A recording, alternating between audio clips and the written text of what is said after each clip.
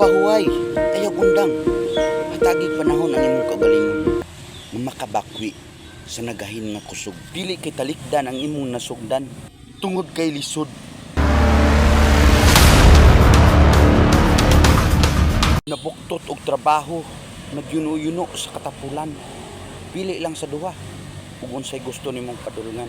Ang taong naipangandoy dili mapatumba sa nagdilaap nga adlaw tunga sa kaudto. Pagsugod sa makumkum lang sa duha nimo kapalad hangtod sa makaangkon og kusog nga mupas-an og kalibutan.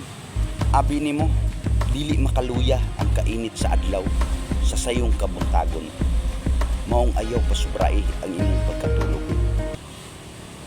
Bangon, usahay makaluya ang kinabuhi samot nagwalay na mulak sa imong gitisok. Pero ayaw kawala sa paglaom. Pangitaa lang ang humok nga yuta nga makapyutan sa gamot sa liso sa kaalam. Hapdo sa mata ang singot nga nilatay sa kilay nga nakalapos sa tiok. Maunang hunahunaa og pag-ayo nga ang tanan nga kadaugan may agian nga pagsulay.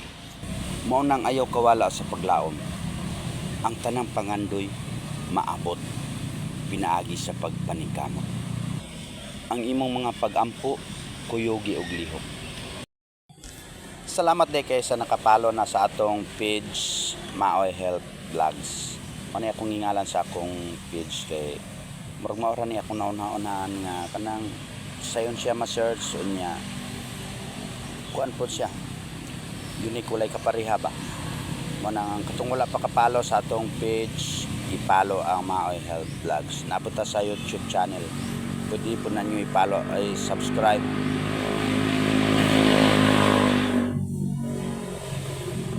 Suga po na itong motora sabak. Pwede nyo i-subscribe sa YouTube channel ang Maoy Health Vlogs. Daghang kayong salamat sa mga nakapalo na ha. Katong wala pa, pakipalo lang. Arong natay mga tudlo po ng mga maayong gimbuhaton ba. Ang atong purpose ani nga vlog para makatabang ta. Ug mo income ning atong vlog itabang ta ni sa mga katong puraot kayo, mga timawa, mga kabos nga angay tabangan. Mo ni atong purpose ani. Ana nga tinabangay ra ta og i-follow ninyo then i-subscribe para mo income ni siya. Tud na natay matabangan nga looy kay nga mga tao. Kay mo na atong purpose mutabang ta. Kinakita ko nga daghang kay galisod rong panahon na. Daghang kay galakaw-lakaw anang kadalanan nga walay ginikanan. Daghang kay mga angkan nga usay walay nisuporta sa ilang mga anak, pambiyaan ra. Looy kay sila. Mo na nga ato silang tabangan. Kay dili po ta makaingon nga sala na nila nga naniana sila kay nabiktima ra sila saka kuan sa panahon, kadanlog sa panahon. Manang daghang kayong salamat. Naaday ko ron diri nagsuroy-suroy sa baybayon.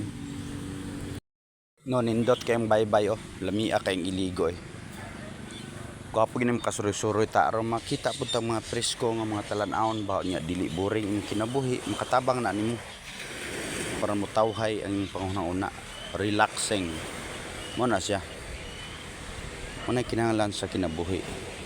Mo trabaho pud ta usahay pero dili kay ingon nga sige ra kag trabaho gamok-mok ra ka, wala kay suroy-suroy di ka makakitag mga maayong talan-awon sa mo nang hinungdan nga mag-uol kag samot kay nabugatan kag may sa trabaho wala nimo pag-ani ang imong kalibutan.